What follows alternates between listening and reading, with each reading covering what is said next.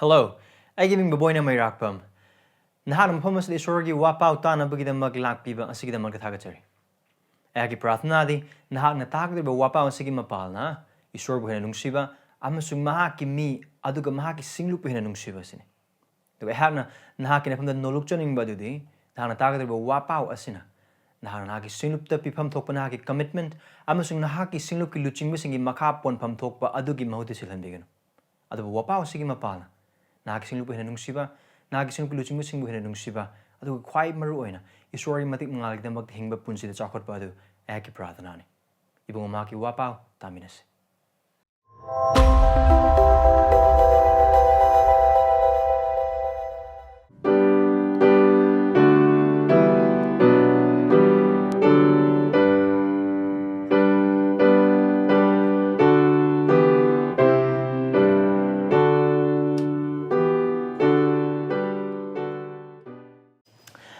Namadonggi Bible sing du thagdi sim sing amad hangdokpi. Pada amadagi na taruk phawa. Psalm 1 verses 1 to 6. Esor ningdabasinggi pautak matuin na chanudaba, papchenbasinggi lambi de lepludaba, karimnabasinggi phampam dasu phamludaba mi adu yaiphabani. Adu mahaki nungaijabani Jehovah gi wayel yathangda ni. Mahaki wayel yathangda mahagna ahing nungthil naidana wakal tawi. Mahaki ising khong mapanda thaba upal amagumbani. Upal asidi matam chana mahayali masigi manasu khuithaba leite. Mahagna tauba khuding makta mahayali. Esor ningdabasingdi asigumba nate adubu makhoidi nungsitna humduna puba phauham gumbani. Marmaduna wayan bada Esor ningdabasinggi lep Esor ningdabasingna lepangam loy papchenbasingna su darmachenbagi tinabada yawro maramde Jehovah na darmachenbagi lambi khangi adu Esor ningdabasinggi lambi mangani pratna daus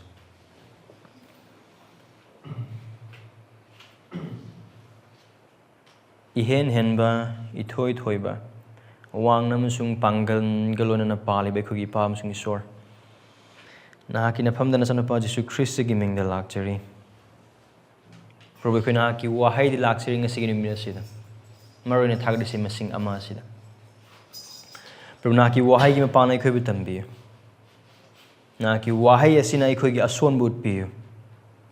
Nahaki wahay asina ikoy gi pap mayek singhan biyo. Nahaki wahay asina ningthi zabaduda ikoy gi mit sing hangdog biyo.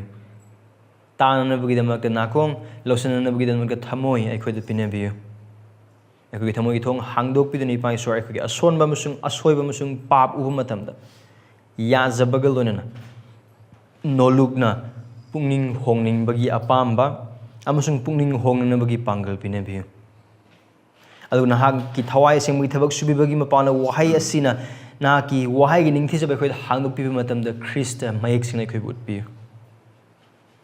Adugi mapal na ikoy punsi hingjabda na hanong mating pangbiyo. Probo ikoy na oy dribado oy hanbiyo. Ikoy na u dribado u hanbiyo. Ikoy na krisik sakam do ontok pa darkar laybat chang aduda ikoy bu na kiway sige mapal ontok pa do mating pangbiyo. Ikoy na magsing sige mapal na kit mingin na wang boy sunu. Ikoy hinanem sunu. Ay ha hinanem sunu. Jesu Kristo mingin ni zirvani. Amen. Yam na toy na paba thagna si gimapam ne. Nasi egi wapaw asi gi bisoy magnatana title hai bataragati Asengba amasung mara Chetpa Haraoba hanadum haige true and lasting happiness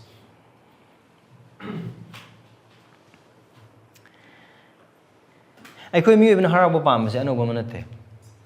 kolona mo Haraoba pam Aikoi marekta ay Haraoba sing pam he mi leiba oiba taragati maybe doctor chat mathau tani Aikoi lona mo Haraoba pam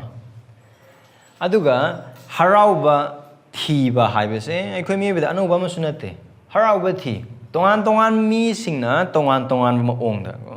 naha singna maong amani miyai chalaba singna maong amani nupa singna maong amani nupi singna maong amani Taibang panbagi mafam sida lekrab mipum khuding makna tongan tongan ba maongda tongan tongan ba phibam da harauba siti aduga thiri harauba khuding mak sing se thamoi pena bagi da maktani nungai na bagi da makni karam kana nungai haraura kana nungai harauba leite ba mafam adu di nungai ba leite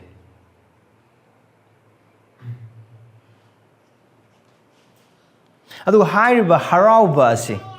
karam makal gi harauba na khoine thiri bise nupa sing nupi sing na mi sing na ahal sing na miyai chalaba sing na naha sing na yum palaba sing na yum pandriba sing na thabak phanglaba sing na thabak phangdriba sing na karam makal gi harauba na thiri se ngai haktang gi harauba de kesu thide aseng harauba thi adu tung koina sangna mara chena lekedo harauba thi adu pame adu basi yam no mek singna khange adu di asengba tung koina lekedo ba adu mara chetpa harauba se thiningba mong na thiboi ba targe su taibang panbu gi pham khuding mak tam jung taibang panbu gi manung se thiningba mong na thiboi ba targe su thiningba jaga da thiba oi ba targe su phangde kamu khana paisa lei boi ba targe di harau mupung phar ni hane khale paisa lei mayam lai adagi hena ong pame kangbu khara amana nisada harau phangni hane khale nisa sinaru harau phanggadra na phangde du judum kangbu khara amana Esor ni yada hiram sing da Esor ning da mi sing gi thabak sing da thi harau phanggadra na phangde paisa da thi hakchang gi nungai ba da thi nisa da thi aduga izat phangna hona ba da thi izat phangboi ba targe harau loina mong like do ba khale adu jong leite mayam gi mamang da joy kalak podi ngak tang gi harau rame adubu kalak tab matam da adu harau lo loina mong now example am high boy ba targe di sumai nai se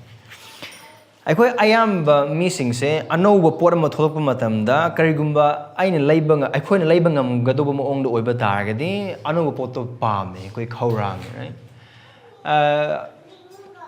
online Amazon tragna Flipkart gi port or yam mam port am kari gi dam no do pam mi do khoida ro gi bram adu lei bo ba harau go ni haina khale ko ha jo harau ni harau do bro anu phone lei ba harau do kana lei or anu dress lei ba kana harau do lei ba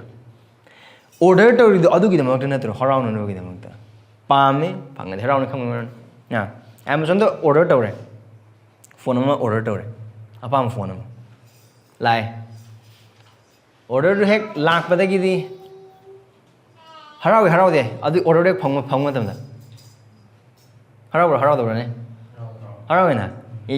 yam harau adu wakan kala gi yeng je order do lo re box so hang do phone hek hang lo bu ka phone do kai ram boi ba tar gi di harau do kamai de gone right yam pam je phi mo order do oi ba tar segai ram boi de kamai de gone kay no ay haning ni se asengba aduga mara chetpa aduga kuina khang ba harau ba se taibang pan ba asida aduga taibang pan ba sigi hiram amatna khode piba ngamoi naha sing na gadoi nupi or nupa nungsina oi ba targa di kari khalaga nungsinai no ma phangadi ai harau bana mato lomro harau bagi ngam pan khai le ro asigi nupa sine ne pamja asigi nupi sine aina pamja asi maga nungsina boiba targadi maga chatmina boiba targadi maga chapo chamina boiba targadi maga wari chana boiba targadi nangi damakda thaja putharaga khudone piba ngamgani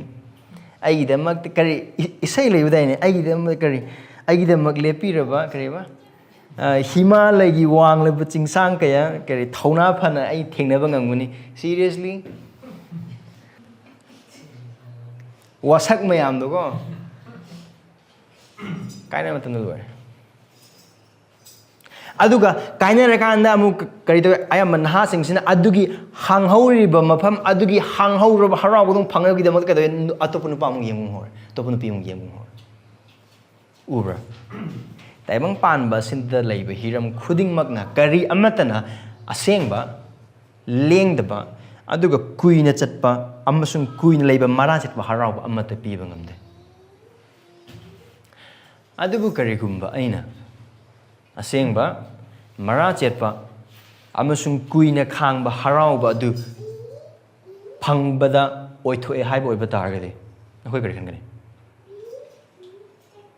what will you think if I say it is possible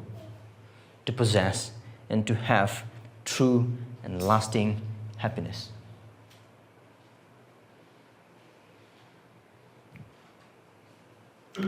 Karigidamok na miyo iba sing asigumba asengba haraoba si laitaba natin lay phangba yadaba ma natin phangba yai experience over yadaba ma natin experience over yai adubu taibang panda laikraba mipum khudimos na asigi asengba amasung achumba amasung kuina leiba mana cha haraoba cha phangdabagi maramdi kaino haiba oiba targadi aranba maongda aranba mafamda thibagi maram aduga gi maram adugumba makalgi haraubudre ngasi nimita aikogi phamde sorigi wai thagri se ama sina utlipase phangba yai phangba oithoe phangani aduga hairiba harauba se taibang panba goiba harauba sing sidi karigumba manungi natagana mapalgi sapu amana inthoaga inkhairaga mangibe yai aduga harauba du matol lomhankibe adugumba taibang panbigi oiba kari amatana awabana oiba tarage sahi lislakpan oiba tarage su thabak phangdabana oiba tarage su tungi punsisina kari lairi haibagi oiba tangdangbodo khangdabagi mipaiba khudimok sindana oiba tar haiba khudingmak sing aduna lauthokpa ya ngamdaba manghanba yadaba adugu maru phukpa ngamdaba adugi haraubudni isorgi wahaina ngasigi numita ikhoida utlibas aduna haiba asengba amasung mara chetpa kuina khangba harauba asi thagari sai iriba nupa asina ahanba thagari sai masing ahanba asida nupa amakak man utle yai phaba ko nupa yai phaba oiraba nupa mahaki maong matau mahak se kananu mahak se kari tawe aduga mahak se kari ga manai haina aduga hairiba adugi mapalna harauba karam harauba asengba mara chetpa harauba adu phangbado oithoi haibadu thagari se iriba nupa asina utle aduna thagari se masing amas da ikon khangmina bi ba achouba hirama ma haibo bitagdi one big thing one main thing karmaina se khoi gyan ta gani haina haibo bitagdi desini asengba amasung mara chetpa harauba phangnaba pambeidi darmachenbagi lambini aduga darmachendabagi lambidi Esor ningdabasinggi lambi yadaduna Jehovah wayel yathangda nungaijabani. The way to true and lasting happiness is the path of the righteous. And the path of the righteous is to deny the ways of the ungodly and to delight in the law of Jehovah. The way to true and lasting happiness is a path of the righteous. And the path of the righteous is to deny the way of the ungodly and to delight in the law of Jehovah. Adune thagasi masing amada aikoi uba phangade. Now,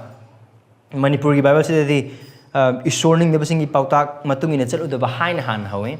Adubu karigum English ki Bible di yang boy bataragadi or Hebrew ki Bible di yang boy bataragadi karamba wahaina ahan basamgi thagrisegi ahan ba padas karaman hono han hai boy bataragadi blessed yai phabasi. Now English ta mu blessed haina hai basida Hebrew sida thagrisi ibnu pasna hodok mongdu ga yamna tongale isam samna yai phabani kha khaiba nate asida hairise kaya da yai phakrabun haibugumne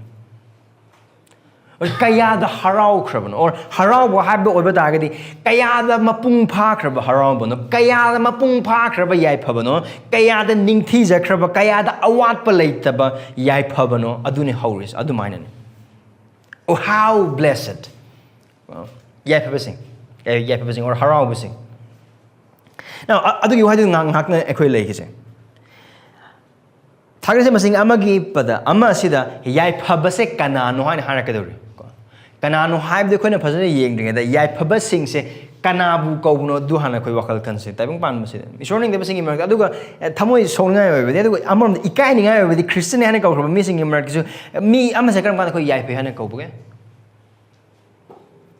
paisa paraba sanga chawraba mi singni kai khumnaba maongda leiraba anaiga mat leitraba sarkar gi thabang ma kaim tawraba and then church manungduna karamba prathna hek tawbuga phangmana hanba adudagi di kari hagani singlupta mi singna khara wangna thanglaga thambiba mi singna khara ikai khumnabiba khuding maksing hai hiram khuding maksing asana mi amagi yai phabagi punsi adugi chang lepe khoina de ai khoi gi mityeng ai khoi gi yeng bu khuyeng se kano hai ba targadi taibang pan babagi mi singna yai phaba sing adubu yeng ba mityeng aduga singlup manung de Esor gi macha sing haina laikraba ai khoina su yai phaba sing ori budu kanano aduga harau bu singlu kanano haina yeng pa mityeng khuding mak sing adu karigum na tan manaba mayam aduga du ikai ningai ne khoi gi damang de ai khoi asigi thagar isai asida park matam da karam haina yai phaba sing du yai phaba sing define to no karam kari chang do mako yai phaba sing kaurise karam ba chang do kari chang da do olago ni Esor mako yai phaba sing kaurise han habi urakani aduga asi yeng da boy ba targa so ko mathi ba manga do karmani yeng ba phangi Jesu Christ na chingthak ta tambi matam yai phaba sing amsung harau sing ma karmani tambi kari ni han haugi man thawai ton ba sing adu yai phaba ni right ting tha na oi ri ba sing adu yai phaba ni aram khorang li ba sing adu yai phaba ni aigi maram gi damak ta mi sing na khoi bu ot laba nairaba na khoi yai phaban ubrasi khenaba se Christian na lai khraba mi sing gi mark so asigi yai phaba se karina define tono gi karina chang ona na bu gi damak ne isam sam hai bo ba dar lai na ba yum lairaba se na ba phijo lairaba cha na ba chinja water ba adu oi ba tar ga di ai khoi yai phaba mi sing phangning ba nupi phanga phangning ba nupa phanga ba phangning ba lening ba ai lening ba yum saba ngam ba mathol ani hum gi yum saba ngam ba thoning ba ka thawo phanga ba aduga mayam dagi hen paisa marang hai le ana ba ek pa amra lai ba cancer ma ta nadra ba log ma thung mayam kun gilena nark ma ta ju ai khoi kai sok ta boy da o ai khoi Esor na bor pine bi ra yai pha imung manung Esor gi wahai na yai pha ba singai na harak matam da hai ba chang da adu da ol kan da mi emabu yai phai na kana yai phade yai phai hai bagi chang do adu on noi amata thengna roi Bible da taibang pan ba asigi chang adu do olaga nate na ai nga sadagi hai basi nupi aphaba phangba or nupa aphaba phangba yum aphaba da leiba car thauba aduga chana ba leiba ana ayek yawdo punsi adu phatti haina haiba adu phai adubu ai khoi asoibe de kana haina haiba bitagadi yai phaba singa harak matan da adu sing aduna hanam ai khoi gi minmang na thamaga asi singje leiba oiba tagadi ai yai phaba ni haina haiba do adune lali se asi singje leitaba oiba targa su yai phanabagi maram ama lei yai phaba haina haiba ama khak le Esor gi haina haiba aduna ai khoi ni yeng du adu Christian oiba ai khoi gi mit sina karai da nap ka do no haina haiba oiba targa Esor gi wahaina karam haina karamba mo ong da mi nupa bunra ka nupi amabu yai phaba ka oba gi haina haiba do adugi khaldu ne ola khoi thamgu de taibang ba masama napsal laga leiba na tabo haujiki horengi ngaihaki nungai ba ngaihaki apen ba ngaihaki harau ba ngaihaki ba khuding mak singa duna na ta akoi gi yai phabagi chang on ga duise be sorry why sing ba alu kaya da yai phakrabano haina sam iribnu pa sen thagre se iribnu pa sen har pa matam da asi hai ba se kaino haina hai ba oi ba targadi iriba se Esor gi thawai gi mapal Esor gi mi bu sin da birakan ibne aduna kaya da yai phakrabano kaya da harau krabano kaya da mapung pha krabano haina hairak pa matam da kai wakal da laiga do ba se hinglibnu pa se de meaning yai phabanu pa mama nam pham sin harak kaya da yai karam ba mi yai phab yan ham thing Esor ningdabasinggi pautak matungina chaluda. Can never kana changon mong Esor wan sang ulok monga. Jesus Christ na kare anopol na balak matamda mi mana taibang pan mapum base phangle hairaga ma ki thawai mang na badi kari tongzubale. Kari tongzubale. Kari na tongzubale. Adu mi mana taibang pan mapum mang laga ma ki thawai kanserabade. Tongzubare mang zabade. Ahan baduna de akon baduna Esor yu haini yaipa basingana kaurisi. Aduni mo Esor ning basingi pautak matungina chaludaba papche basingi lambi da lebudaba karem na basingi phamda su phamludaba mi adu yaipa bani. Asigi yaipa bo oiba mise kari tau de haibaduna maha khangba ngame na. This blessed man is defined by what he do not do. Negatively. Kaya karma. Aham maze Esor ningdabasingi pautak matungina chatte. Ani subadi papchen basingi lambi dama lebude na. Wahai sing mun yengsi ko. Chetpa lepa. Ahum subadi karem na basingi pham da phamlu da bami. Phamba. Chetpa lepa phamba. Ato padang kari Esor ningdabasing. Next papchenbasing. Next karemnabasing. Now, I could power than the icham ila zor laundum pa giving out an ayamana. Adu as the Tagrisi Nupas and icham no wahai sing say Kari Pangsin season of Banate. Kari Chetpa lepamsung pambasi na tayo basta kino hay na hay bo ibatag di mi adugi punsi kong tunay. It's a circle of life, way of life. Karam hay na adugi nupado ni hingbagi hay na hay bo. It's a way of life. Now, asigi progression naman eh. Karamba progression. Iha hamne Esor ningdabasingi pautak matugin na chalo diba. Kaya no adu obita Esor ningdabagi singi pautak se karino. Esor ningdabagi pautak se karino. Esor ningdabasingi pautak se kanay degila. Esor ningdabagi pautak se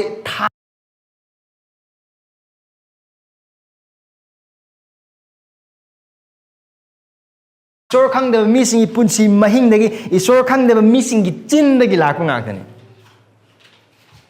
Kaya na doon magi, Esor ningdabasingi pautak se Esor ningdabamising na pautak pipa matamda Asengba amasung achumba Esor sibu kurum na ba mutagat na ba magi damakti hing na ba magi matung in na ba taibang pan ba loy na mang boy ba so ma phangboy ba yai parabani amata hai roi kariyan doy tar kadi kari pautak pi gani kai kan din non nang Jesus Christ aninga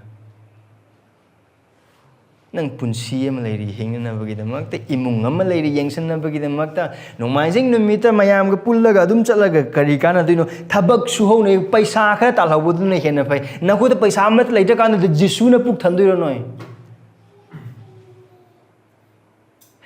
kai do bagi apha wa pau sando ko dino singlup ta yaw na yare kai no nang na to auto pamin to leina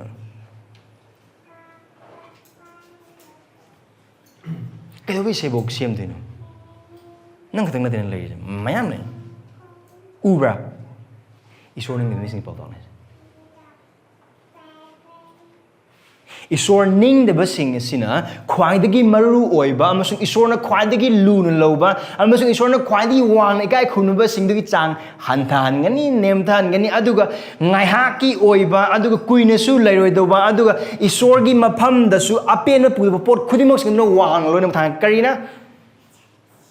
hojiki ngaihaki pot sing na adu haiba yai phaba nupa asidi aduguma pautaki matungina jate Punsi da karam kana khoi pautak lawe chamam nar matamda right aduga punsi da mateng da kan laiba matamda aduga asigi nupa asina de Esor ningdabasingi ma pautak laude man Esor ningdaba mi singdagi laklo pautak khuding mak singdo Esor gi aningba tawhanna bagi mauta Esor gi aningba gi wang da hingana banga kudum orgne ma khang adu ma laude Esor ningdabasingi pautak adu ma chatte Adugi Esor ningdabasinggi pautaduna in jagada ma chatte. Agni padanse. And so they go. Pambeidi lambi the lep with the now.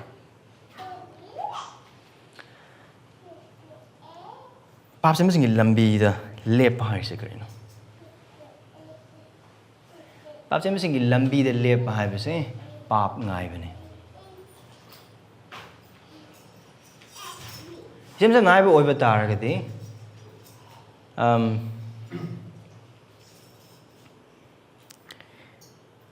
Train station gumba amada karigumanang lepaga lep over target. Train station to the lack of me loin makto train tongo ming actin. Cannot adu target. Train tongo ming acting tenani. Sorok the lep matam the sorok the lap me loin makto train tongo make right. Adu train gay station the lep matam the day. Adu the la ibimikus the train tongo ming actin. Aduna Pambeidi lambi the lep high second high over target. Pambeidi a chatli lambi aduda Esor ningdabasingna Esor thazadabasingna mahoi pata wakal khudimosing pap tawna binam chatli lambi the lep high second high over target. Pap tawna binam ngai samsam high over target. I am to give example to ne koi Bible study tarungi manung duda asigi kangbu jigi pal papamu boy target soi dina hong men jaga chawbagi matang niwa ngang na bawr ni khangi. Pambeidi single lambi the lepa hyper dunadi miwang ni khangna adum changsilaga dum leiba ai asigi matam sida asigu phibam the sumaina leiba oiba target asigi phattaba wakal je khalaigo khangna adugi jaga dum laisanba asigi jaga je leiba oiba target di ai chin thibagi thabak je tawiko asigi jaga leiba oiba target ai sengna thabak je tawiko asigi jaga leiba oiba adudi khangi loinama khangba adubu kaidoba to stand in the way of the sinners is to make provision for the flesh to sin. Darmachendabagi lambi the lepa haina haibase hakchangi apamba du tauba yanaba maongda ayaba pibadune. Adu basigi yaipaba nupa sinade madu taude. Pambeidi lambi the ma lepte. Adu oiba target ma kadoi ma chele adu masagi ason ba khangi si thazaraga aphaba mi amasung thazabada mapung pharba mi thazabada mature oraba mi haina haise pap to resist obada khatang pap to sumana khangjel laga leibadu khatang nate adu pap tagi chen badu sudai ko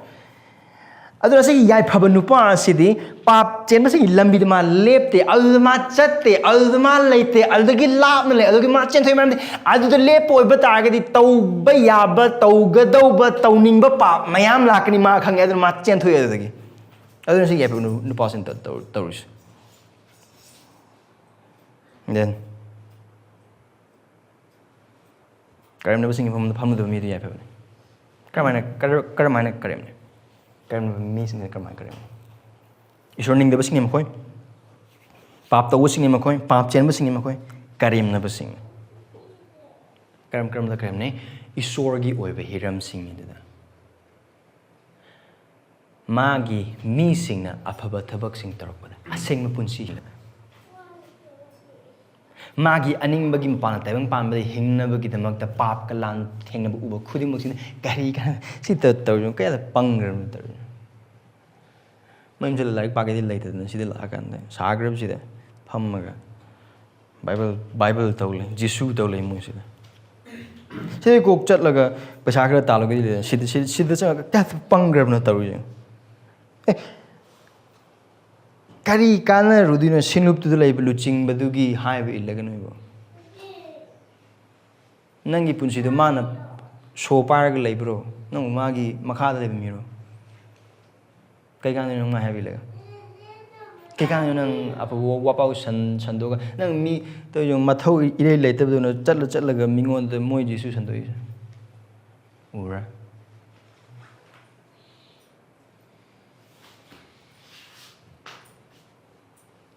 adu hai basida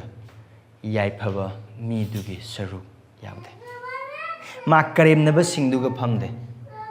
Esor gi oiba khudingmak sing adubu karemnabagi mota line lofopagi mota harbadubu lumna amasung luna lobani asigi yaipaba nupasi ko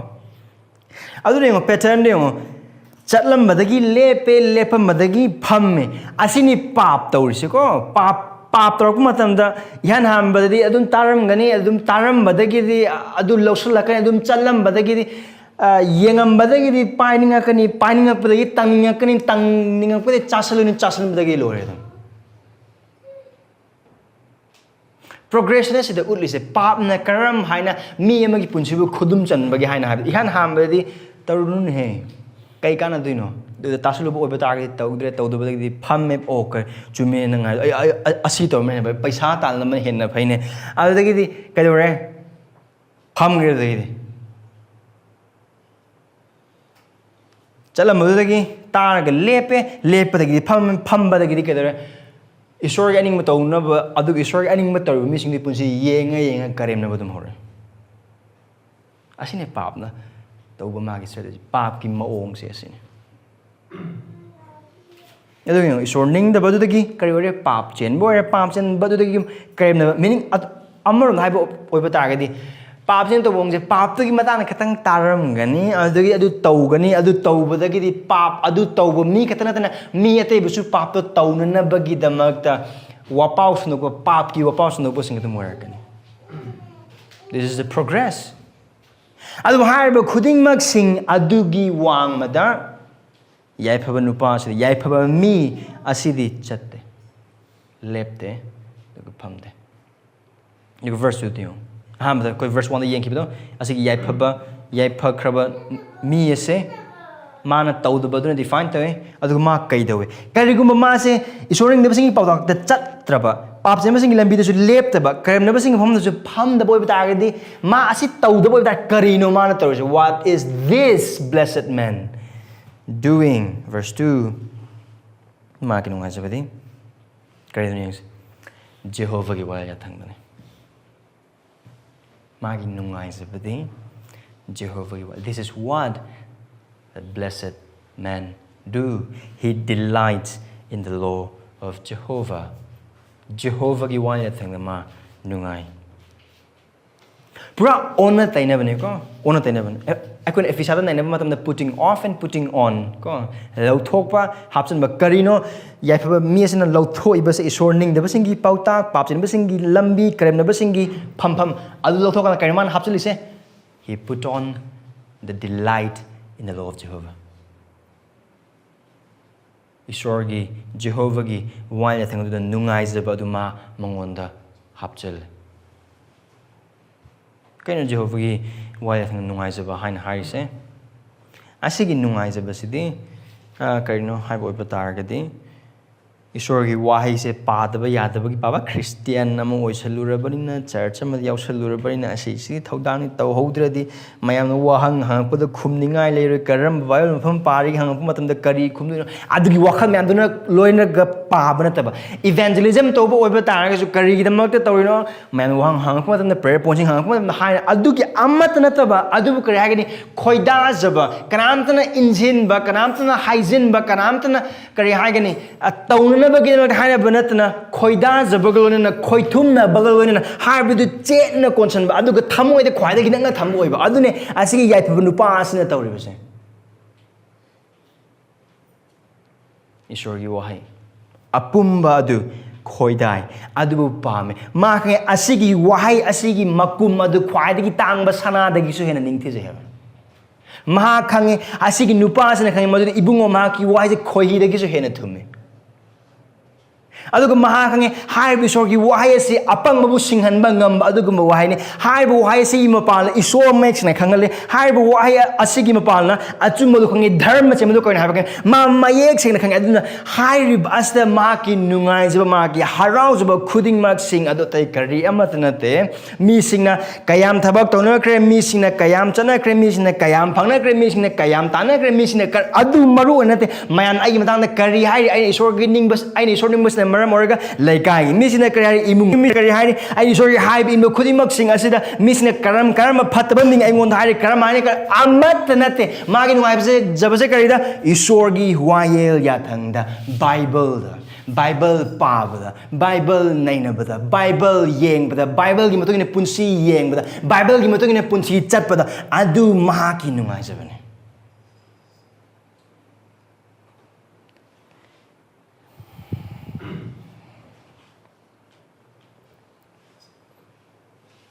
wahai khaktangi nupa nate sigi nupas theology mayam ngangba Bible verse mayam chinni kabuk pokpa adu khaktung nate mas. He is not a person who talk the talk. He is also a person who walk the walk. Chin gi mi gatanat. Thabak gi mi. Ai Bible bu nungsi. Ai ise se na he Bible pamjai aina nungsi jai he Bible Esor gi wahai ni. Yam phajabi sin adu gi se da. Adugi say do mit Jerusalem khut hangalakan sakpe mayam gi mamang la yam harauna nungaina adubu yongo asigi nupa sina asigi yai pha nupa sina Jehovah gi wana thang Bible pa the Bible khang the Bible nei na brother adugu Bible gi mapala punsa pa matam da magi nungai je base karamaina oino karamaina magi punsa gi ubu pangi ai nungai je adu khadana te karamaina ubu pangi next magi wana thang do magi hing til na dana mang ai nung til na dana wakal to karam haina sig yai pha nupa sina Esor gi wayel thang Bible adu nungai je badu magi punsa gi tarang kaman ubu pangge akona James nei na badu maina magi karam ba thajab Esor gi wahai da laiba magi nungai je bagi thajab asi karam haina magi punsa ubu pangge hai ba wahai adu mag ayuk nungtil numidang nai dana wakal to he meditates on it day and night. Now see hai na ahing nungtil nai dan wakal to hai na hai was normal numida Bible par kan da sumailum challaga le aduna te sida hai it has to do karin hai na hai or betag di Esor gi wahai se pare kan adu gi matang wakal to we adu gi wahai adu gi khanglaba achuma amasung asengba khudingmak sing adu gi punsi chang yenge adu gi mapala ma gi punsi gi ahong ubu phange uraga pakhrabadu kok change kok tegi thamoi dagi punsi dagi mising amang meditation hai se Bible pada chin pha pu adu khakting nate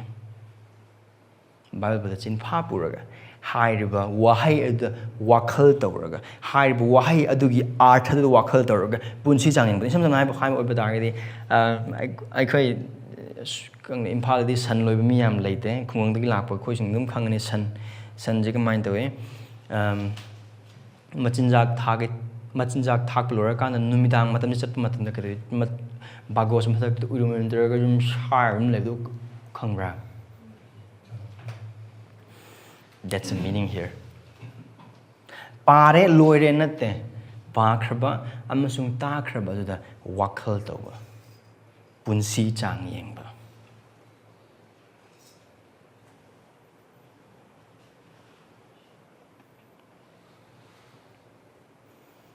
Verse 3. Esor ningdabasinggi lambi adu yadaduna Jehovah gi yathang sing nungaijag adu ahing til na wakal ta wama or mamna verse 3 dio mahakti haibadi yai pha nupa adu di ising khong mapan da thaba upal amagumbani upal asidi matam chana mahayali masidi manasu khuithaba leite mahang toba khuding makta mahayali ubra yongko Mazikaram upal ising khong mapana thaba upal amagumbani aduga har upal se mahayale mana khuithade aduga mahai pal mana torobu khuding makta mahayale samsam haiba orbita see verse 3 haiba se haiba yai pha mi adugi punsi adugi mahayang the fruitfulness of that blessed man, the picture of that blessed man ko yai pha nupa kari adugi mitam mamane saktam mamane se udli se karamba saktam udle mana khuithaba nai deba mahai panba aduga chele bichel torban da thakraba aduguma upal amaga asigi upal se jungle da pangau hoba adunate phajana phuk aga tharaga karam mafam da mai hena yanna bagi damakta chele bichel gi torban da thar upal amane aduga asigi upasi manasu khuithade aduga kare mahayali aduga kare mahana tobo khuding makta mahayal he prospers now as they mahayal haina harbu khuding mak sing ase I when heg yeng matam de aduga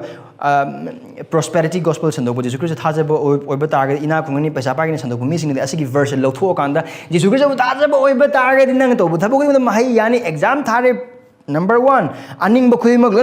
adu na te maru oina sida hairi se adugi artha do nate asdar ba mahayan bhai ba artha se kaino hain hai oiba taragadi example ma pige akoi marak tagi mi ama kak se akoi kari gumba matamda angang sing de pakon thai ko dukan dagi pochai lain na bagi tamak lupa 10 pir kan ibung ose ngari manga gi lor chona kari gumba pakon thari ba angang do na ngari manga gi dere kan halak po oiba taragadi adu mahayan ba ko adugi example dun adugi idea dun sida sisne is karigumba lupa ngai lene ba thagi angang dun ngari kemta lei dabida mai thom sakhi oiba targadi you doesn't prosper me do angang do prosper taude angang kram kana prosper tawi mangon da pi khiba thodang adu mapung phana thunghan matam adu orbita karamana asi koi gyan tagani asi mahayan base man to khudi mata mahayale haina haise ihan hamba de man to go do khudi mak sing se Esor gi ani mai wang de amma to right man the verse 1 ning sing bra Esor ning de sing lambi du ma amma ta yade ma gi ngai do kai no Esor gi wana yathang adu orbita ga man to go do khudi mak sing Esor gi aning bagi matungina Esor gi aning bagi makha de Esor gi pangal da Adurman tarkodobo thabo khudimak sing ado magi nungaijana banate magi harauna banate maruina manate maruina mabu sembi ba mabu thakpi ba mabu kandi ba magi Esor adu gi makten man tawdise now asigi mapalna haibu u asisu mahayan bo orba maramna u amatna mahayan matam da u du kana ba maruina u du gi kana badni mahayan ekon u ba phangi do u du na kana da kana ba pe Mia to bada. Ubrasi yai pa nu pa se. Ma ina khule ma torbu khuri ma mahaya adu mahaya le khuri ma king magi aduga mahaki oiba khuri ma sing yana self centered oiba mong du na te ma he this like tree upala magum na mahayan bu upala chati ba missing amos magi akob le ba missing adubu bor pi ba adugum na bor phangan ba adugum na yai pa nu pa se adu to Now, verse 1 to 3. Yai pa nu passing down ko. Yai pa ba se karino kanano phasing yung matam sida problem ma le yam chaw problem. Yan ham dadi. Asigi yai pa ba sing ai koi na te. Ai koi oi ba sung mo. Pangal le te ko. Sam papa matamda aduga maruina asigi sam se papa matamda I am missing na kadwe sigi parkanda yai pabo ge habite asito no ngamoy asi ai khoi nate asi ai khoi oiba sungam ngamoy sigi yai pabo mi se maram ne ko Esor ningdabasinggi pautak de chatpa matam sing lai Bible na haiba taraga ju hairaga chatpa matam mayam ne ko ipunsida labor later aduga aikoi nungki numi khuding maki pap tagi adum cheleg leibe khoi sungoi oide karigum matamdi pap te khoi isana discover to aikoi isana invent to ipa adu karigum matamdi aikoi karem na missing oi singlup ki manung da thajab ama chakolak matamda adu khangam da mi na khang matamda hai mi du thogot pibagi mau adu hai mi adu bu Esor magi Esor thagat pagi mu da hai mi du karem na ba laita banate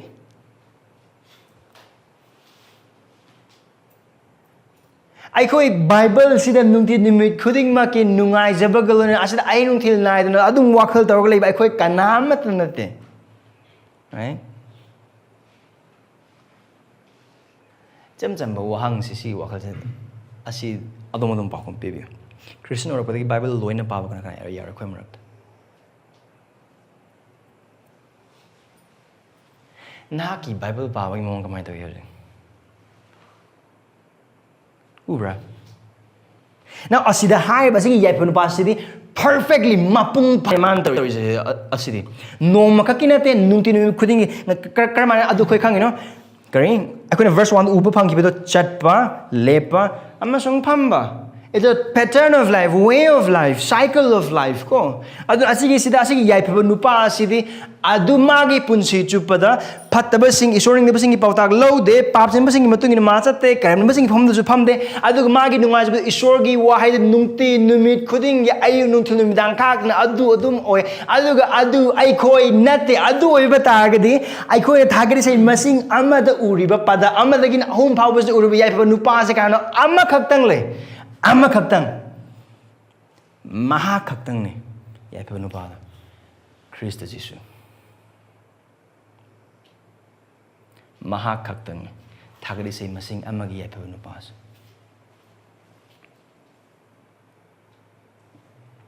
maram di magi punsi ko na yengba matamda John pandu mari pada kuntra mari John pandu teruk pada kuntra ni pan adu khoi pa matamda kadawi maha ga se Esor ningdabagi pauta amat laute adu bakari aigi acha poti aigi pa gi ning madu to bani right adu har ma pung phana to siba phawa ma pa gi happy high bi le adu Jesus Christ kaido ngai da pap chen ba singi lambi da ma le jam high obi da ma gi them matam da khona luk pandu mari da uba Jesus Christ them ba gi da ma chak la me saitan kra nang isori ma sa obi ta ga di nung se ta am ta ta lo halu da na mang am da bra ngam ma du to de athem mangam ki akon Ibrahim mari pada tara manga yang boy batang ni Ibrahim mari pada taraga manga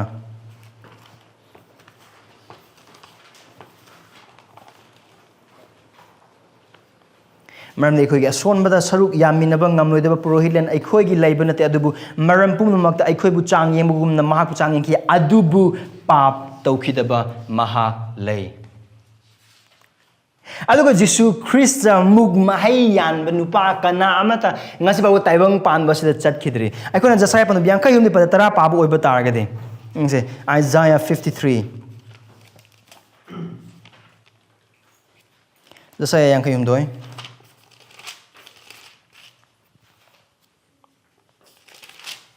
padra adu moni maha ku pophan bada Pophan basi Jehovah gi apen boire mahak na mahak puan ki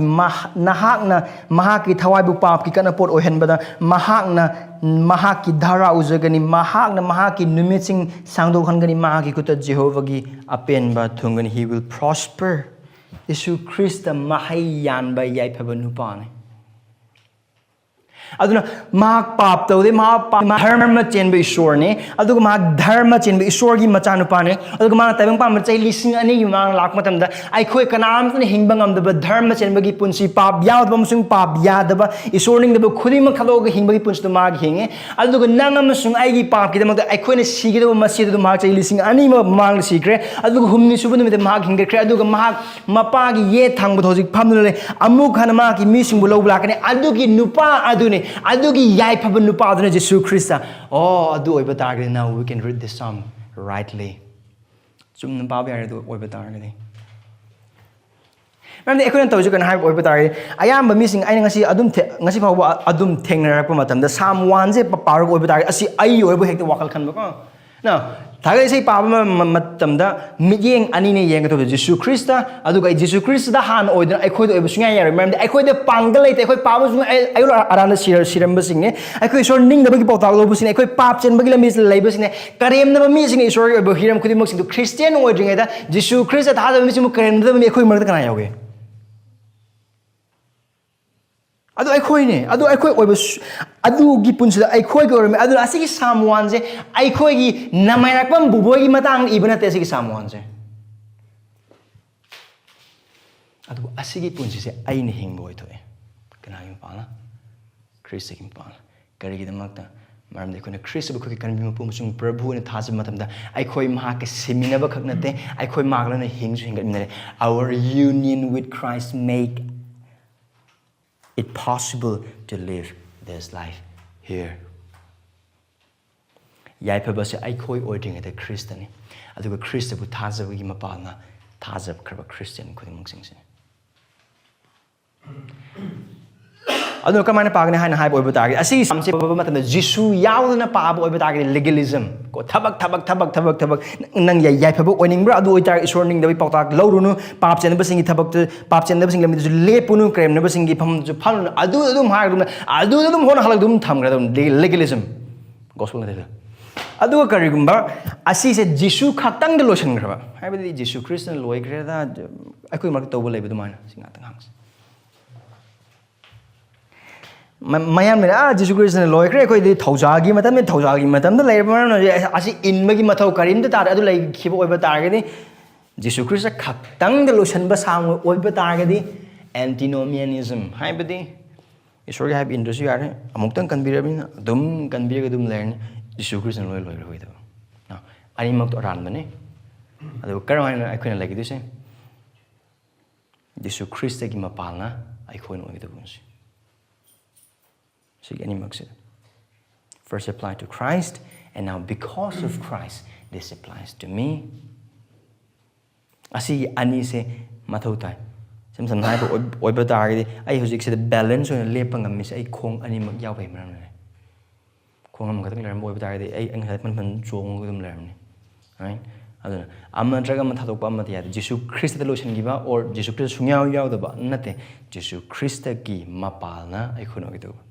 ꯑꯗꯨꯅ Christ ꯑꯗꯨ ꯌꯥꯏꯐꯕꯅꯤ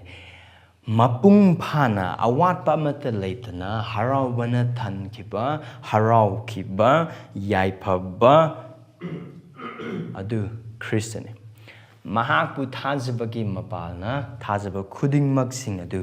ꯌꯥꯏꯐꯕꯁꯤꯡꯅꯤ ꯀꯔꯤꯒꯨꯝꯕ ꯅꯍꯥꯛ ꯖꯤꯁꯨ ꯈ꯭ꯔꯤꯁꯇꯕꯨ ꯅꯍꯥꯛ ꯀꯟꯕꯤ ꯃꯄꯨ ꯑꯃꯁꯨꯡ ꯄ꯭ꯔꯚꯨꯅ ꯊꯥꯖꯕ ꯑꯣꯏꯕ ꯇꯥꯔꯒꯗꯤ ꯅꯍꯥꯛ ꯌꯥꯏꯐꯕꯅꯤ ꯅꯍꯥꯛ ꯍꯔꯥꯎꯕꯅꯤ ꯂꯧꯊꯣꯛꯄ ꯌꯥꯗꯕ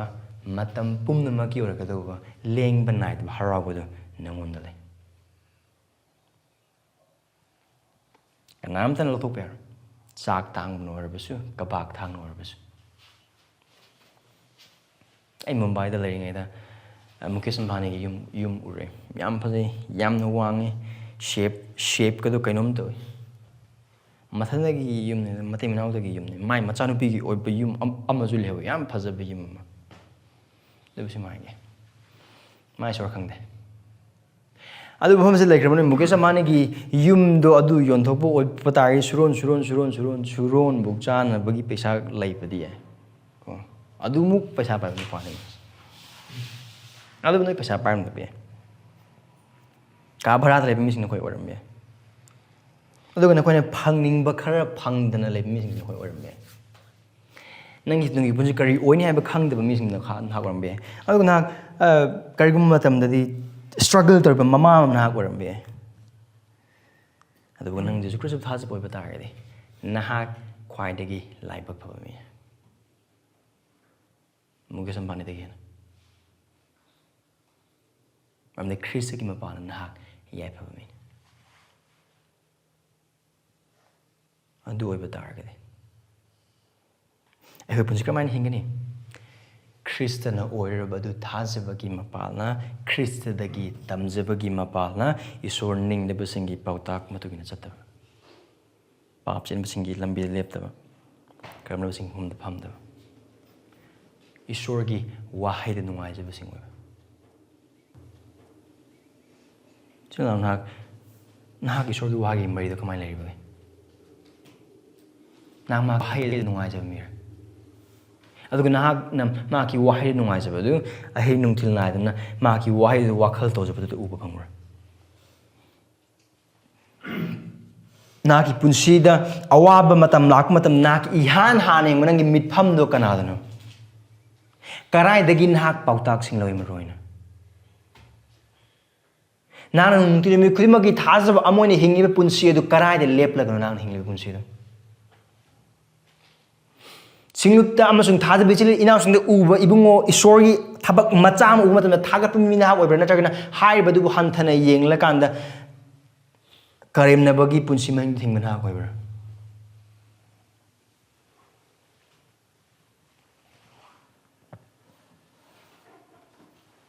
ꯄꯨꯛꯅꯤꯡ ꯍꯣꯡꯆꯦ ꯑꯗꯨꯒꯨꯝꯕ ꯄꯨꯟꯁꯤꯗꯣ ꯍꯤꯡꯕ ꯑꯩꯈꯣꯏꯒꯤ ꯃꯔꯛꯇ ꯌꯥꯎꯕ ꯑꯣꯏꯕ ꯇꯥꯔꯒꯗꯤ ꯑꯗꯨꯕꯨ ꯑꯁꯤꯃꯗꯤ ꯈꯪꯖꯩ ꯑꯩꯈꯣꯏ ꯌꯥꯏꯐꯕꯁꯤꯡꯅꯤ ꯈ꯭ꯔꯤꯁꯇꯒꯤ ꯃꯄꯥꯡꯅ ꯑꯗꯨꯒ ꯍꯥꯏꯔꯤꯕ ꯄꯨꯟꯁꯤ ꯑꯁꯤ ꯑꯩꯈꯣꯏ ꯄꯨꯟꯁꯤꯗꯒꯤ ꯎꯐꯝ ꯊꯣꯛꯑꯦ ꯃꯔꯝꯗꯤ ꯑꯁꯤꯃꯛ ꯑꯩꯈꯣꯏꯒꯤ ꯈ꯭ꯔꯤꯁ ꯑꯗꯨ ꯑꯣꯏꯕ ꯃꯔꯝꯅ ꯑꯗꯨꯒ ꯑꯩꯈꯣꯏ ꯈ꯭ꯔꯤꯁꯇꯒ ꯑꯃꯠꯇ ꯑꯣꯏꯔꯕ ꯃꯔꯝꯅ verse 4 yengse asida pura tongan picture mani sida urakadise ko isor ningdabasingdi asigumma natte isor ningdabane mana amo asida udleise kanano isor ningdabasing se yai phadabasing paisa mayam paigera ijat sanman mayam laigera aduga tongan mongi punsi mainge taibang pambasida mayam chanaba phangdaba chinjak chagera mayam thonoba ngamdaba gari thogera oining basing oisuna asida yai phaba mi sing asina kalak ningai khamban ningai aduga kari haigani wakal chonda ningai maram kari amata laite maram di isor ningdabasing di asi gumba nate karamba sigma verse 1 ding na 3 phaba kan uba phangkraba yai phaba mi adugi oiriba punsi amasung magi mahayan ba mo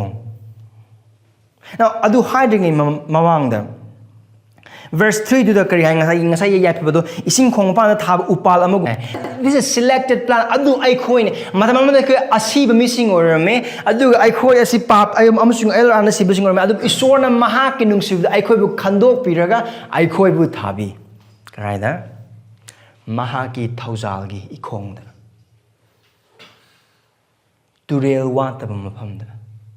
ising wataba jagada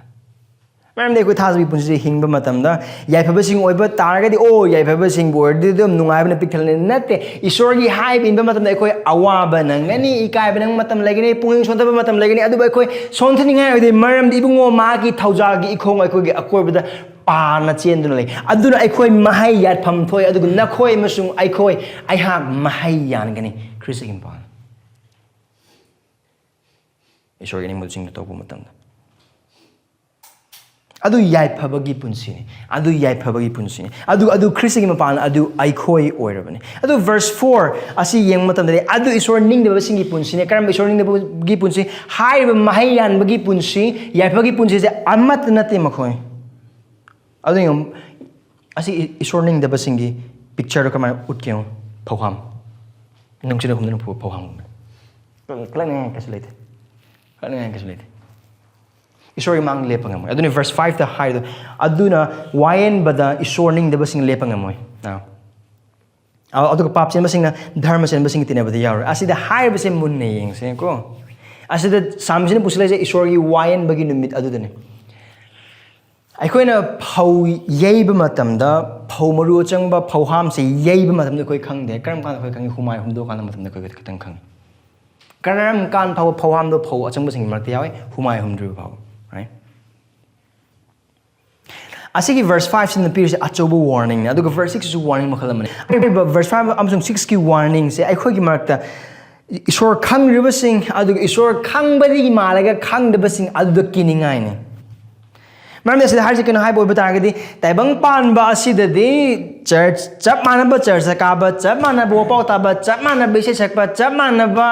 maong da isai tamina ba bible se yauna khulmosing obe adubu kanana achang mono kanana phawam no ab utkadobo numit ama lakado adu sorry wine begin numine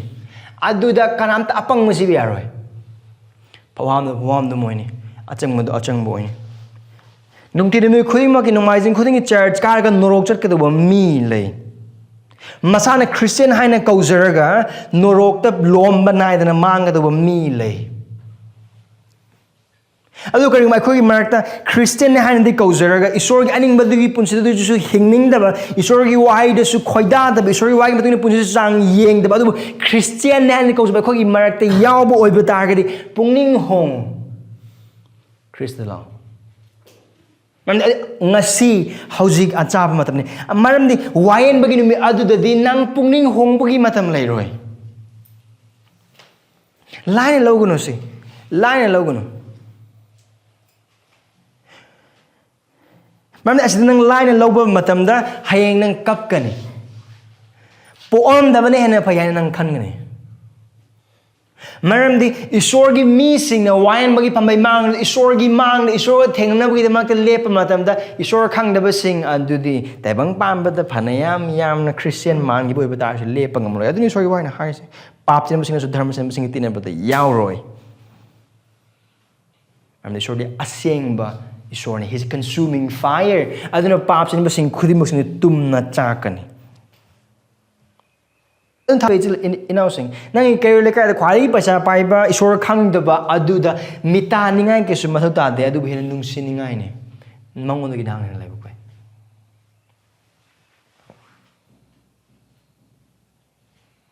ding verse 6 maram de Jehovah na darmachendabagi lambi khang adu isor ningdabasinggi lambi di magni sit pa wang amang pa humpir kari dum to no yai phaba sing asine yai phaba oibase Karigidamagtano yaipabasing sin koi punsi mahayali bise. Karigidamagtano Christian sing na mahayali se. Karigidamagtano Christian sing na Christian ori se. Maramdi Jehovah na darmachenbagi lambi khange nungsi. Asi khang base knowledge na te adu nungsi bane. Ako na khalam be. Esor na ko nungsi biri se. Ako kan bibagi maram na haino.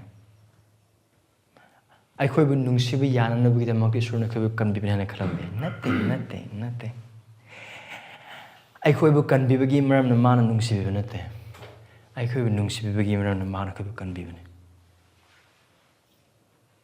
Salvation is not the cause of God's love for us. Rather, God's love for us is the cause of our salvation. Nungsibagi maram na koibu kan bibane. Nungsiba yana ba kan bibanate.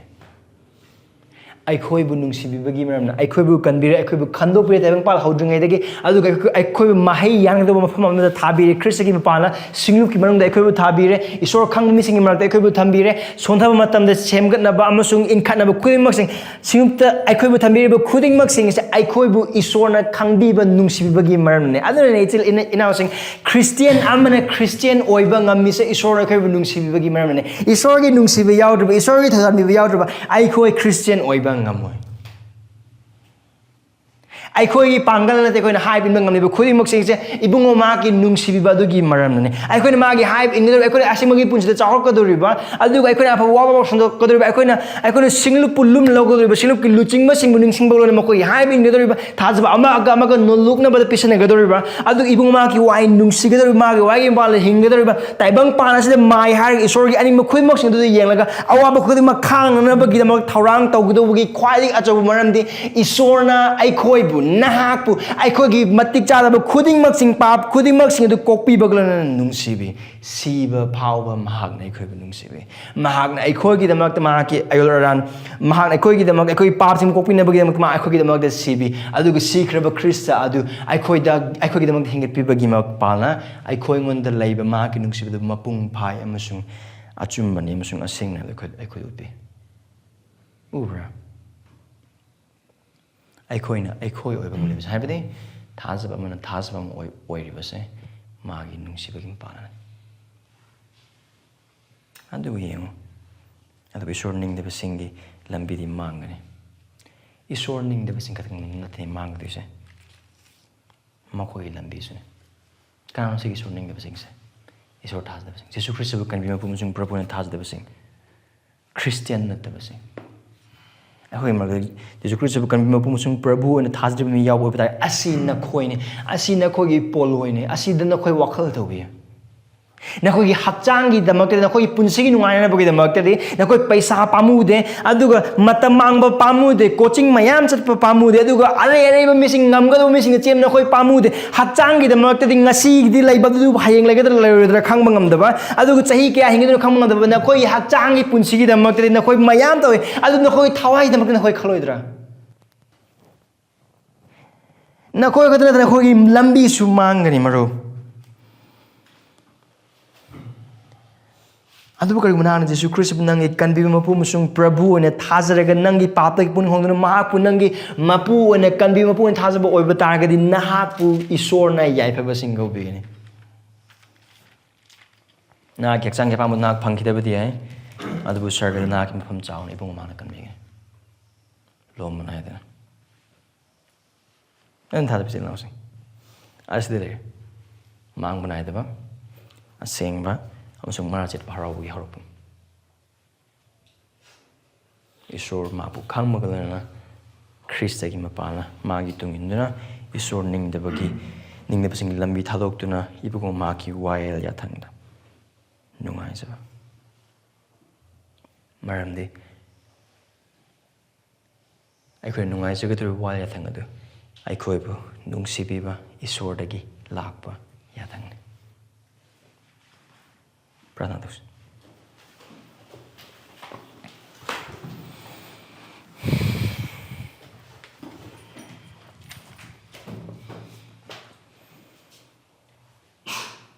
ꯏꯁꯣꯔ ꯅꯪꯕꯨ ꯊꯥꯒꯠꯆꯔꯤ.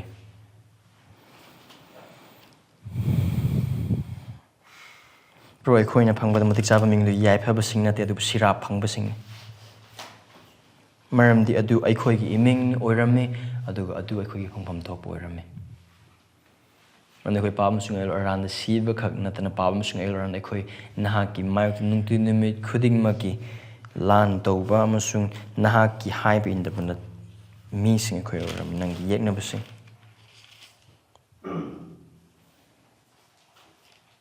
ꯏꯁꯣꯔ ꯅꯤꯡꯗꯕ ꯑꯩꯈꯣꯏꯒꯤꯗꯃꯛ ꯍꯥꯏꯕ ꯅꯍꯥꯛꯀꯤ ꯅꯆꯥꯅꯨꯄꯥ ꯖꯤꯁꯨ ꯈ꯭ꯔꯤꯁꯇꯗ ꯑꯩꯈꯣꯏꯒꯤꯗꯃꯛꯇ ꯄꯤꯕꯤꯕꯒꯤ ꯃꯄꯥꯜꯅ ꯁꯤꯔꯥꯞ ꯐꯪꯂꯕ ꯑꯩꯈꯣꯏꯒꯤꯗꯃꯛꯇ ꯌꯥꯏꯐꯕ ꯅꯆꯥꯅꯨꯄꯥꯗ ꯑꯩꯈꯣꯏꯒꯤꯗꯃꯛꯇ ꯄꯤꯕꯤꯕꯒꯤ ꯃꯄꯥꯜꯅ ꯃꯍꯥꯛꯀꯤ ꯄꯨꯟꯁꯤ ꯍꯤꯡꯕ ꯁꯤꯕ ꯑꯃꯁꯨꯡ ꯍꯤꯡꯒꯠꯄ ꯑꯗꯨ ꯊꯥꯖꯕꯒꯤ ꯃꯄꯥꯜꯅ ꯃꯇꯝ ꯑꯃꯗ ꯅꯍꯥꯛꯀꯤ ꯌꯦꯛꯅꯕ ꯑꯣꯏꯔꯝꯕ ꯑꯩꯈꯣꯏꯕꯨ ꯅꯍꯥꯛꯀꯤ ꯃꯔꯨꯞ ꯀꯧꯕꯤꯔꯦ. ꯑꯗꯨꯒ ꯃꯇꯝ ꯑꯃꯗ ꯁꯤꯔꯥꯞ ꯐꯪꯕꯗ ꯃꯇꯤꯛ ꯆꯥꯕ ꯑꯃꯁꯨꯡ ꯁꯤꯔꯥꯞ ꯐꯪꯂꯕꯁꯤꯡ ꯑꯣꯏꯔꯝꯕ ꯑꯩꯈꯣꯏꯕꯨ ꯌꯥꯏꯐꯕꯁꯤꯡ ꯀꯧꯕꯤꯔꯦ. ꯊꯥꯒꯠꯆꯔꯤ. ꯑꯩꯈꯣꯏꯅ ꯐꯪꯕꯗ ꯃꯇꯤꯛ ꯆꯥꯕ ꯃꯤꯡꯂꯦꯟ ꯅꯠꯇꯦ.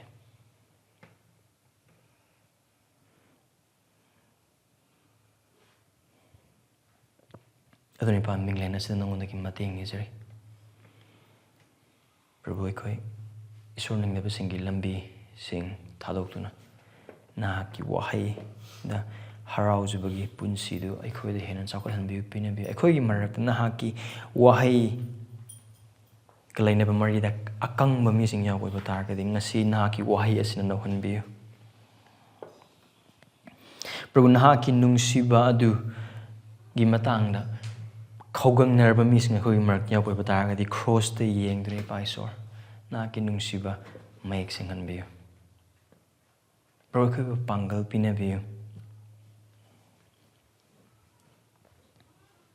ꯄ꯭ꯔꯚꯨꯁꯨ ꯇꯥꯏꯕꯪ ꯄꯥꯟꯕꯒꯤ ꯃꯤꯁꯤꯡ ꯌꯥꯏꯐꯕꯁꯤꯡ ꯀꯧꯔꯤꯕꯁꯤ ꯏꯕꯨꯡꯉꯣ ꯅꯍꯥꯛꯅ ꯀꯧꯗꯦ ꯍꯥꯏꯕꯗꯨ ꯑꯩꯈꯣꯏꯕꯨ ꯀꯥꯎꯍꯟꯕꯤꯒꯅꯨ. ꯅꯍꯥꯛꯅ ꯑꯩꯈꯣꯏꯕꯨ ꯌꯥꯏꯐꯕ ꯀꯧꯕꯤꯔꯕ ꯃꯇꯝꯗ ꯃꯤꯡ ꯑꯁꯤꯒꯤ ꯃꯥꯌꯣꯛꯇ ꯂꯦꯞꯄ ꯉꯝꯒꯗꯕ ꯄꯥꯡꯒꯜ ꯑꯃꯠꯇ ꯂꯩꯇꯦ. ꯑꯩꯈꯣꯏꯕꯨ ꯃꯇꯦꯡ ꯄꯥꯡꯕꯤꯌꯨ. ꯅꯍꯥꯛꯀꯤ ꯍꯥꯏꯕꯤꯕꯗ ꯃꯇꯦꯡ ꯄꯥꯡꯕꯤꯌꯨ. ꯄ꯭ꯔꯚꯨ ꯑꯩꯈꯣꯏ ꯁꯣꯜꯂꯦ. ꯄꯥꯞꯀ ꯂꯥꯟ ꯊꯦꯡꯅꯖꯕꯗ ꯑꯩꯈꯣꯏꯕꯨ ꯃꯇꯦꯡ ꯄꯥꯡꯕꯤꯌꯨ. ꯃꯔꯝꯗꯤ ꯑꯩꯈꯣই ꯁꯣꯜꯂꯦ. ꯈ꯭ꯔꯤꯁꯇꯒꯤ ꯅꯨꯡꯁꯤꯕ ꯑꯃꯁꯨꯡ ꯅꯍꯥꯛꯀꯤ ꯅꯨꯡꯁꯤꯕ ꯑꯗꯨꯗ ꯆꯃꯝꯅꯕꯗꯒꯤ ꯑꯩꯈꯣꯏꯕꯨ ꯀꯟꯕꯤꯌꯨ. ꯃꯔꯝꯗꯤ ꯑꯩꯈꯣꯏ ꯀꯔꯤꯒꯨꯝꯕ ꯃꯇꯝꯗ ꯄ꯭ꯔꯚꯨ ꯅꯍꯥꯛꯀꯤ ꯅꯨꯡꯁꯤꯕ ꯆꯃꯝꯅꯩ. ꯑꯩꯈꯣꯏ ꯄꯥꯞ ꯀꯣꯛꯄꯤꯌꯨ. ꯑꯩꯈꯣꯏ ꯃꯔꯛꯇ ꯅꯍꯥꯛꯄꯨ ꯈꯪꯗ꯭ꯔꯕ ꯃꯔꯨꯞꯁꯤꯡ ꯌꯥꯎꯔꯦ. ꯀꯟꯕꯤꯌꯨ ꯏꯄꯥ. ꯃꯈꯣꯏꯒꯤ ꯂꯝꯕꯤ ꯃꯥꯡꯒꯗꯧꯕꯁꯤꯡꯗꯨꯗꯤ ꯃꯈꯣꯏꯕꯨ ꯀꯟꯕꯤꯌꯨ. ꯔꯥꯟ ꯈꯣꯡꯒꯤ ꯊꯣꯡ ꯍꯥꯡꯕꯤꯌꯨ. ꯈ꯭ꯔꯤꯁꯇꯒꯤ ꯀꯟꯕꯤꯕꯒꯤ ꯑꯃꯁꯨꯡ ꯁꯦꯡꯍꯟꯕꯤꯕꯒꯤ ꯄꯥꯡꯒꯜ ꯑꯗꯨꯅ ꯃꯈꯣꯏꯕꯨ ꯀꯟꯕꯤꯌꯨ. ꯈꯨꯗꯤꯡꯃꯛ ꯁꯦꯡꯁꯤꯒꯤ ꯃꯄꯥꯟ ꯅꯍꯥꯛꯅ ꯋꯥꯡꯁꯅꯨ ꯑꯩꯈꯣꯏꯅ ꯅꯦꯝꯁꯅꯨ ꯑꯩꯍꯥꯛꯅ ꯅꯦꯝꯁꯅꯨ. ꯌꯦꯁꯨ ꯈ꯭ꯔꯤꯁꯇꯒꯤ ꯅꯤꯖꯔꯤꯕꯅꯤ. ꯑꯥꯃꯦꯟ. ꯌꯦꯁꯨ ꯈ꯭ꯔꯤꯁꯇꯒꯤ ꯊꯧꯖꯥꯜ ꯃꯄꯥ ꯏꯁꯣꯔꯒꯤ ꯅꯨꯡꯁꯤꯕ ꯑꯃꯁꯨꯡ ꯊꯋꯥꯏꯁꯤꯡꯒꯤ ꯂꯣꯏꯅꯕꯤꯕ ꯈꯨꯗꯤꯡꯃꯛꯁꯤꯡ ꯑꯗꯨ ꯏꯁꯣꯔ ꯅꯤꯡꯗꯕꯁꯤꯡꯒꯤ ꯂꯝꯕꯤ ꯊꯥꯗꯣꯛꯇꯨꯅ ꯖꯦꯍꯣꯚꯥꯒꯤ ꯋꯥꯌꯦꯜ ꯌꯥꯊꯪꯕꯨ ꯅꯨꯡꯉꯥꯏꯖꯕ ꯊꯥꯖꯕ ꯈꯨꯗꯤꯡꯃꯛꯁꯤꯡꯒꯤ ꯃꯊꯛꯇ ꯉꯁꯤꯒꯤ ꯂꯣꯝꯕ ꯃꯇꯝ ꯑꯗꯨ ꯐꯥꯎꯕ ꯂꯦꯡꯗꯅ ꯂꯩꯕꯤꯕ ꯑꯣꯏꯔꯁꯅꯨ. ꯑꯥꯃꯦꯟ.